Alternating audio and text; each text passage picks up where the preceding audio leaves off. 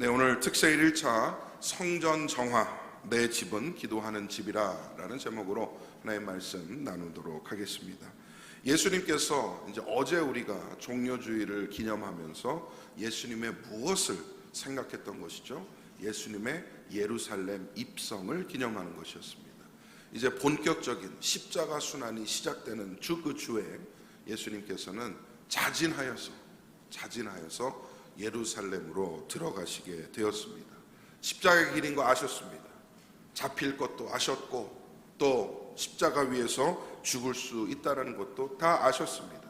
그럼에도 불구하고 하나님은 영광 가운데에 예수님을 보내시고 예수님은 순종하는 마음으로 당나귀 타고 예루살렘에 입성하신 것이죠.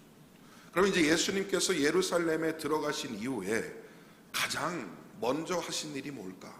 그것은 바로 성전을 찾아가셨다는 것입니다. 예루살렘 성전에 먼저 찾아가셨습니다. 당시 예루살렘의 성전은 엉망이었어요. 이미 성전의 기능을 상실했다 봐도 무방할 정도로 참 어려운 상황에 처해 있었던 것이죠. 성전의 본 기능이 무엇입니까? 성전은 왜 존재하는 것입니까?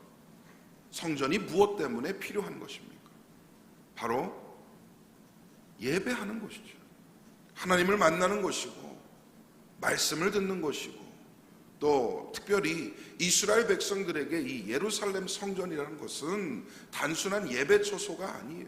이들의 민족의 정체성이고요. 이 성전이 있음으로 말미암아 자신들이 선민이다라고 하는 그 선민의식을 느끼게 해주는 곳이었습니다. 그러나 그 중요한 성전이 이제는 대제사장과 서기관들의 손에 넘어가서 그 기능을 상실해 버린 것이죠. 그들의 권력 가운데에 놓여지고 그 권력 안에서 놀아나고 있던 상황이었습니다.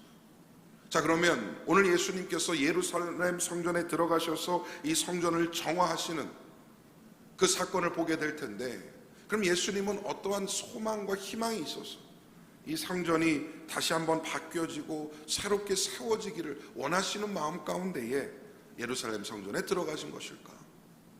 저는 그게 아니라고 생각을 합니다. 왜냐하면 예수님께서는 이미 누가복음 21장 6절에서 이 성전이 무너질 것을 예언하셨어요. 돌 하나도 돌 위에 남지 않고 다 무너뜨려지리라.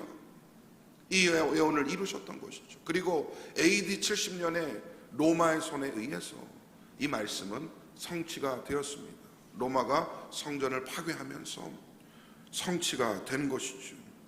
그렇다면 오늘 말씀은 예수님이 이 예루살렘 성전을 정화하시는 사건은 우리에게 어떠한 의미인 것인가?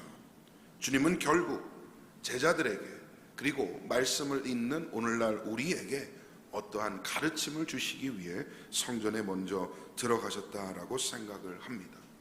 성전에 들어가신 이후에 하신 일이 굉장히 과격하죠. 매매하고 동물 팔고 하는 상인들의 상을 다 뒤집어 부셨어요. 그리고 그 안에서 장사하는 장사치들을 다 내쫓으셨습니다. 그리고 그 안에서 병자들 고쳐주시고 어린아이들의 찬송을 받으셨다는 이 사건, 정말 의미 있는 것이죠. 그런데 혹자는 예수님이 이렇게까지 분노하실 일인가? 예수님의 어떤 인격적인 문제가 있는 것이 아닌가? 이렇게 생각할 수도 있겠습니다. 하지만 예수님은 본질적인 문제에 의해서는 굉장히 타협이 없으신 분이에요. 복음을 오염시키고 예수 그리스도가 선포하는 그 하나님의 나라에 맞지 않는 것에서는 타협하지 않은 것을 볼 수 있게 됩니다. 예수님의 분노를 통하여 우리는 이 성전 정화가 갖는 의미를 다시 한번 생각해 봐야겠습니다. 첫 번째로 말씀 가운데 생각할 것은 무엇이냐? 성전은 정결해야 합니다. 장사하는 자들이라고 나오죠. 이들은 과연 어떠한 존재들인가? 성전에 이방인들이 들어갈 수 있는 구역이 있었습니다. 이 구역을 따로 지정해 놓고 이방인들이 거기서 참여할 수 있는 배려를 한 것이죠. 근데 이 구역에 상인들이 거주하기 시작합니다.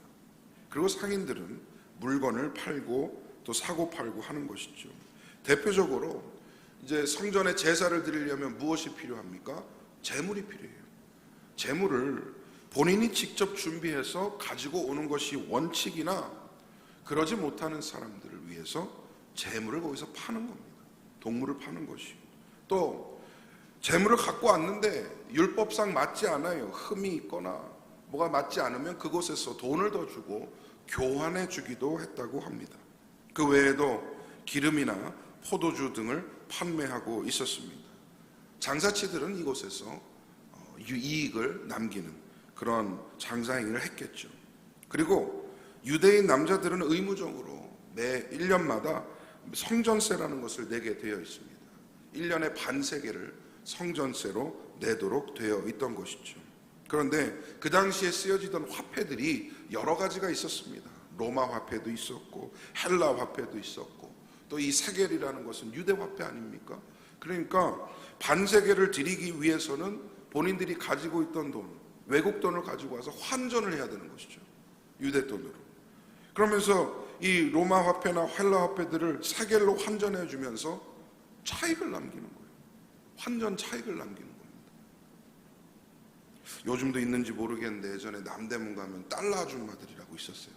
그죠? 우리 어르신들은 끄덕끄덕 하시는 거 보니까 아주머니들이 이렇게 큰 허리백을 차고 다니면서 이렇게 달러를 환전해 주던 그런 기억이 나옵니다. 비슷한 원리가 아닌가. 조금 더 받아서 이익을 남기는 것이죠. 이러한 거래상 이 거래들이 일어나고 그 안에서 이익이 발생하는데요. 그 뒷면에는 어떠한 것이 있었느냐.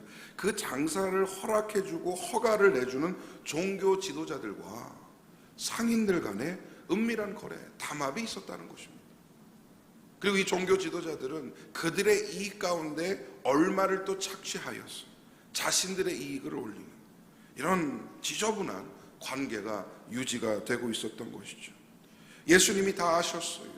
그리고 예수님은 상을 뒤엎으시면서 성전에 있는 상인들을 다 내쫓으시면서 그 잘못되고 오염된 모습들을 지적하시고 깨뜨리시는 것입니다. 여러분, 성전은 정결해야 합니다. 성전은 하나님을 향한 성도의 마음만이 존재해야 합니다. 사람들 간의 이익관계나 어려움들이 생겨나면 안 된다는 것이죠. 자꾸 성전 안에 사람들 사이의 이해관계들이 일어나기 시작하면 오염될 수밖에 없고 어려워질 수밖에 없습니다. 그리고 더 큰 문제가 발생해요. 본질이 흐트러지기 시작합니다. 그래서 예수님께서는 이 성전을 먼저 정화시키셨습니다. 두 번째로 예수님의 그 말씀을 통해 볼 수 있는 것은 무엇이냐. 예수님이 분명히 말씀하세요. 성전은 기도하는 집입니다. 성전은 기도하는 집이 되어야 합니다. 사실 이 말씀은 이사야서 56장 7절 말씀을 인용한 것이죠. 내 집은 기도하는 집이라 라고 말씀을 합니다. 온갖 이해관계와 금전거래세에 뒤섞여 갖고 한쪽에서는 기도하고 한쪽에서는 장사하는 장소가 되어버린 것이죠. 하나님이 싫어하는 게 혼합주의예요. 섞이는 걸 싫어하세요. 정결한 것을 원하세요. 종교적인 부패와 인간적인 욕심에 이 섞여버린 성전이 하나님 보시기에는 옳지 않았다라는 것입니다. 그러면서 예수님이 성전을 질타하면서 강도의 소굴을 만드는도다 이렇게 말씀하시지 않습니까? 예수님의 마음은 그랬을 겁니다. 기도하는 집인데 기도하는 집으로서만 존재해야지 그 안에 여러 가지 부차적인 것들이 섞여서 어려움들이 생겨난다는 것은 주님이 원하시는 것이 아니었던 것입니다. 이렇게 강도의 소굴을 만드는도다 비난하니까 그 말을 들었던 대제사장, 서기관 등 이 종교 지도자의 마음이 어떻겠습니까? 자신들의 어떤 이권이 위협받는 것이고 그런 바른 말 하는 예수님이 보기 싫었을 것입니다. 그래서 어떻게든 이 예수님을 죽여서 입을 다물게 해야겠다라는 그 마음을 먹게 된 것이죠. 그런데 예수님을 따르는 사람들이 많고 백성들의 관심이 많고 오늘 말씀에도 나타나지 않습니까? 성전 안에서 예수님을 찬양하는 무리들이 있었던 것을 보면 그들도 섣불리 움직이기는 어려웠을 것입니다. 어찌할 바를 모르는 그런 상황 가운데에 오늘 성전의 사건이 마무리되는 것이죠. 마지막 세 번째로 이 점을 강조드리고 함께 기도하기를 소망합니다. 여러분, 우리가 곧 성전입니다. 여러분이 성전입니다. 우리에게 원하시는 것은 정결함이에요. 영적인 순수함입니다. 뭔가가 섞이면 제 모습과 제 기능을 상실하게 됩니다. 구약을 보면 이스라엘 백성들이 우상 숭배를 할 때 어떻게 하죠? 우상만 숭배한 것은 아니었어요. 이스라엘 백성들은 분명히 여호와 하나님도 제사하고 예배하였습니다. 그런데 왜 하나님은 그렇게 그들을 가증하게 보시고 또 호되게 때로는 야단도 치셨던 걸까요? 그들이 하나님도 섬기고 우상도 섬겼기 때문에, 이것을 혼합했기 때문인 것입니다. 뭔가 깨끗하고 정결한 본체가 있는데 거기에 조금이라도 다른 것이 섞이게 되면요, 그 본 모습과 기능을 상실할 수 있게 됩니다.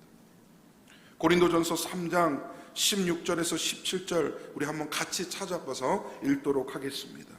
고린도전서 3장 16절에서 17절까지의 말씀입니다. 함께 찾아서 함께 봉독해 보겠습니다. 고린도전서 3장 16절에서 17절까지의 말씀입니다. 우리 한 목소리로 함께 읽겠습니다. 시작. 너희는 너희가 하나님의 성전인 것과 하나님의 성령이 너희 안에 계시는 것을 알지 못하느냐? 누구든지 하나님의 성전을 더럽히면 하나님이 그 사람을 멸하시리라. 하나님의 성전은 거룩하니 너희도 그러하니라. 아멘. 뭐라고 말씀합니까? 너희가 하나님의 성전인 것과 하나님의 성령이 너희 안에 거하시는 것을 알지 못하느냐? 성경은 분명히 말씀해요. 여러분의 마음과 심령이 이미 성전이 되었습니다. 그 안에서 성전의 원래 기능이 뭐라고 그랬죠? 예배하고 기도하고 하나님을 찬양하는 것이죠. 그런데 이 성전된 마음이 강도의 소굴이 되어서 탐욕과 욕심과 죄악 가운데 물들게 되면 그 성전의 온전한 기능을 다하지 못하게 되는 것이고, 그 안에 머무시던 성령은 설 자리가 없어지게 될 것 아니겠습니까? 누구든지 하나님의 성전을 더럽히면 하나님이 그 사람을 멸하시리라. 하나님의 성전은 거룩하니 너희도 그러하니라. 하나님은 여러분을 거룩한 하나님의 자녀요 백성으로 삼으셨습니다. 그리고 여러분이 성전이다라고 말씀합니다. 오늘 예수님의 성전 정화 사건을 보면서 우리에게 깨달음이 있기를 소망합니다. 안에 있는 우리의 탐욕들, 욕심들, 오염되고 부패된 모습들을 걷어내고 성전의 제 기능과 제 모습을 찾아야겠습니다. 우리는 우리 스스로를 구별하여서 정결하게 지켜나가며 우리의 마음이 강도의 소굴 되지 않도록 주의해야 합니다. 하나님을 온전히 섬기고 예배하는 성전의 제 기능을 회복하는 삶이 되어야 할 것입니다. 그리고 오늘 또 강조하기를 원합니다. 여러분, 우리의 가정들이 기도하는 집 되기를 소망합니다. 우리의 가정들이 작은 성전들이 되기를 소망합니다. 우리의 가정이 함께 주님을 찬양하고 함께 주님 앞에 기도하는 신앙의 공동체가 되기를 소망합니다. 우리 가정 안에 있어야 할 것은 존재하고 잊지 말아야 할 것들은 제하여 주는 그런 지혜와 은혜가 있으시기를 소망합니다. 그리하여서 함께 예수 믿고 함께 신앙생활하면서 주님 주시는 그 놀라운 은혜를 동시에 같이 누리는 그런 아름다운 신앙의 모습이 여러분의 삶과 여러분의 가정 가운데 넘치게 임하시기를 주님의 이름으로 축원드립니다. 아멘.